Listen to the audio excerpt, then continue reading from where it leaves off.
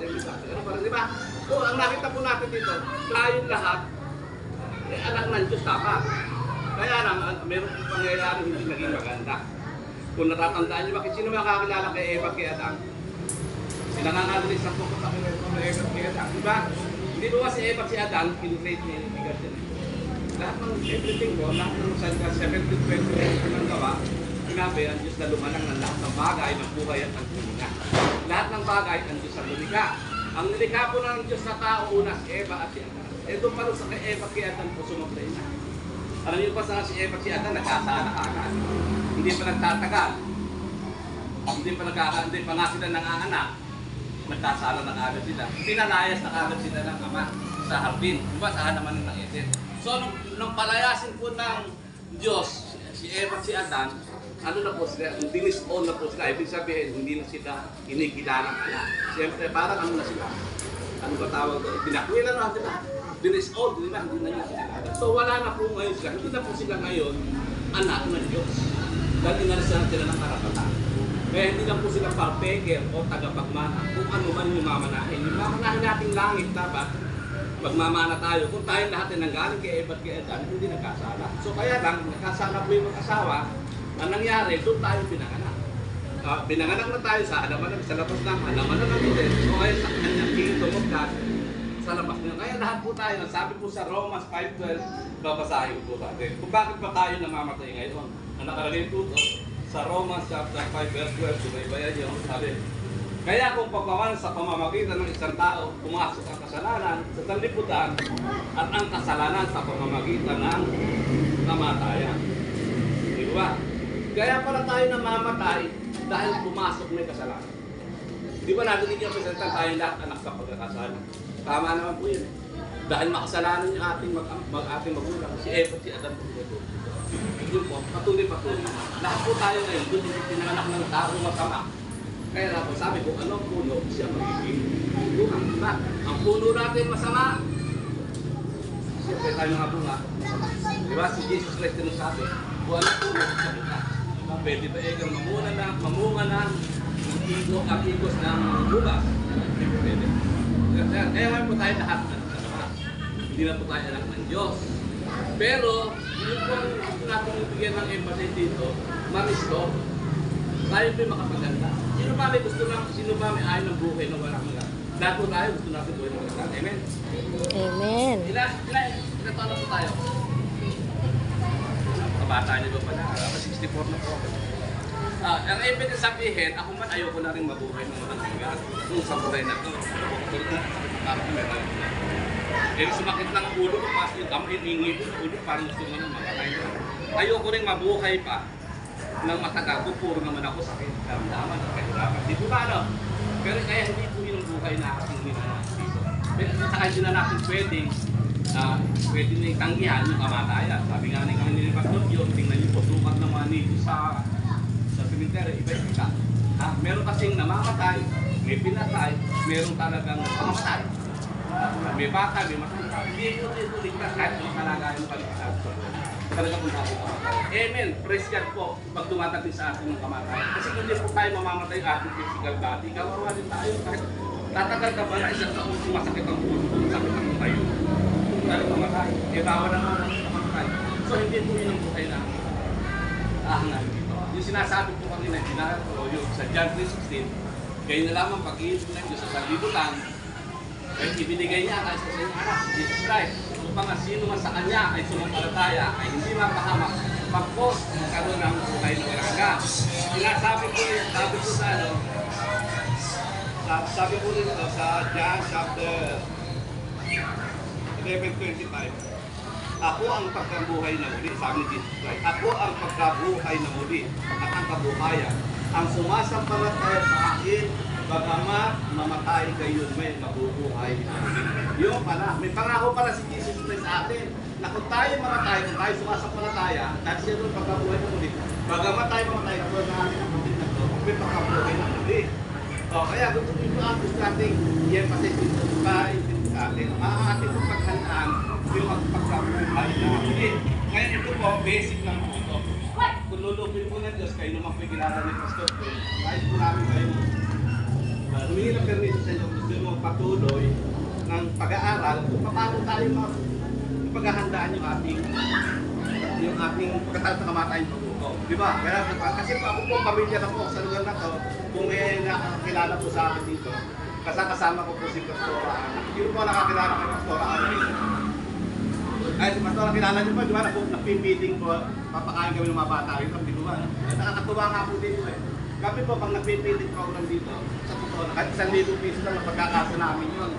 Kasi yung mga bata rito, kung nag-pipay kami, ay, magdala kayo ng tasa, magdala kayo ng mangkok nyo, magdala kayo ng upuan. Dito po kami nagpipilit program. Dito po namin ituloy-tuloy po ito. Dito po kami nag-usasan lang. Ito maituro sa inyo kung paano po marirestore o maibabalik yung pangako ng Diyos na buhay na walang hanggan. Kasi ang mahalaga po, yung buhay na walang hanggan sa pangalawa, hindi po ito yung katawan natin. Kinakailangan mamatay na ito eh. Pag hindi ito namatay, ang hirap. Kung magagalit ka nga sa kapitbahay mo eh, masama kasi manalangin na mamatay ka sa akin. Hindi panalangin mo lang na mamatay. Siya makikusap na, baka pwede bawiin mo na yung sumpaan sa akin, sabi ko na mamatay, bakit? Ang sakit-sakit ng ulo ko, sakit-sakit ng ulo ko. Parang mo lang pinarusahan ng tao, hindi naman. Tama, di ba? Kaya kung kami sakit na, wala pa kinaramdaman. Amen. Ako po ang ugat dito sa dibdib. Sa main vein ko po, sa puso. 90% ko ang baha. Kumbaga sa butas ng mga ano po, 90% o 10% ko. Kaya pansinin ko, nagsasalita lang yung nagiging. So, kami ito po, papatuloy namin dahil wala naman tayo, okay na kung kami ito bibigyan ko na ng pasimula kung paano natin ma-restore yung naiwala ng mag-asawa. Yung buhay na walang hanggan. Dapat talaga ang original plan po ng Diyos, buhay na walang hanggan eh. Kasi yung po creator, naalala niyo po ba yung ano? Yung panalangin na tinuro sa amin ni Jesus Christ? Yung nakakaalala ng panalangin yung ama namin. Alam mo yung ama namin? Alam niyo ba yung part doon sa ama namin? Dumating nawa ang kaharian mo, ha? Kung paano sa langit, dahil di sa lupa. Di ba? Ang gusto po talaga ng Diyos, i-establish niya yung kingdom niya dito sa lupa. Kaya lang po, walang mapili. Nakasi niyo ba? Noong una po, pinili niya si Adan. Siya po yung pastor si Adan. Dito niya itatayo ang kanyang kingdom. Kaya problema, hindi pa niya na-establish ang kanyang kingdom. Dito ba? Nasasana na. Naging kalaban ng Diyos. Ano ba, ano? Hindi ito nangyari yun. Tapos tumawag na naman siya. Sa susunod na pala, tumawag na naman siya ng isang linggo. Naalala niyo, kilala niyo po si Abraham. Di ba si Abraham? Hindi pa pala si Abraham pala, si Noe pa. Bago pa pala kay Abraham, si Noe pa. Di ba? Nakita ng Diyos na napakasama ng tao. Ginuno niya yun eh. Sa buong mundo, walo na lang natitira matuwid na tao. Kung naalala niyo, kapag sabi ko, si Noe na lang. Si Noe, mag-asawang Noe, tsaka yung tatlong anak niya, tatlong manugang, 8 na lang. Kaya nung lipunin niyo mo ang mundo, dahil masasama, nag-lipon. Para itayo na naman yung kakalinan niya. So, kakalinan niya. Dahil siyempre, lumakat ng generation by generation, lumayo na naman. Nagkasala na naman yung mga anak niya. Kung ano na nung kasalanan, katulad ng ni Nimrod. Yung Nimrod po, isa sa mga anak ni descendant po niya. Mahaba kong istorya to eh. Basta ang lahat po, ang assessment po ng Biblia, sabi sa Romans chapter 3, verse 23, at saka sa Romans 3, verse 10, sabi, ang lahat ng tao nagkasala. Walang matuwid, walang tayo. Tama po ba yan? Lahat po ba tayo may kasalanan? O, kaya lahat po tayo mamatay. Lahat tayo mamatay. Pero yung, alam nyo ba, ang sadya ng Panginoon, kung sino ang pinuntahan ng Panginoon dito? Ano ba? Sabi ng Panginoon, sabi ng parito, hindi sa mga banal. Naparito ako para sa makasalanan. Sabi, naparito siya para sa akin, sa iyo. Kaya, amen. Diba? Purihin natin ng Diyos. Kasi kung wala si Jesus Christ, wala na tayong kapag-asa. Lahat ay no? Pero dahil nga sa pag-ibig ng Diyos, katulad pinapagay na si John, for God so loved the world that He gave His only begotten Son, so that whoever believe in Him should not perish but have an everlasting life. So, amen. Dahil siya po, napakabuti ng Diyos sa atin. Mahal naman niya tayo. Ayaw niya at tayo manalo si Satanas. Totoo lang po, nagtagumpay na si Jesus Christ. Naniwala pa kayo nagtagumpay na. Alam niyo po bang wala nang kamatayan? Sabi po sa Biblia, di ba Pastor? Sabi ng Biblia, nasaan na ngayon ang kamandag ko, kamatayan, wala na. Kailan po nawala ang kamatayan? Noong mabuhay na muli si Kristo. Pinipilit ni Satan ng David, ng kalaban ng Diyos, napatayin si Jesus Christ. Napatay naman, di ba? Napatay kaso, pagdating na 3 araw, ano nangyari? Nabuhay. O so, ibig sabihin, wala nang pagtatagumpayin. Kamatayan, ang buhay po na walang hanggang ngayon, sabi nga kayo sa amin dito, ako ang pagkabuhay na muli. Ang tao sumasampalataya, bagamat namamatay, mabubuhay na muli. Iyon sa huli ng tao. Ngayon, sa pagkabuhay natin muli, ang lahat ng natin pagandaan po dito, yung mapunta tayo sa piling na Ama. Katulad ng pinanggit natin sa una, ang pagkabuhay na muli, dalawa, meron sa impyerno. Sino pa may dito sa impyerno? Sa langit, meron. Sino gusto sa langit? Sa kamay. Sige, pero wag muna. Ngayon. Wag muna. Ano, wag muna. Di ba? Meron pa tayong gagawin. Pero lahat tayo dito. Hindi mo ba? Hindi tayo pupunta sa langit. Anong gusto nyo? Siyempre, yun ang talaga. At sino may gusto ng buhay na walang hanggan? Lahat din tayo. Pero hindi sa buhay na. Ako man ayoko na. Yung ano. Way back 4 na taon ko. 4 na taon ko kasi ako na-abject na preso. Anong araw ako ICU. Lumabas na ako ng gulay na ako talaga. Lumabas na ako sa Diyos. Gusto ko na mamatay.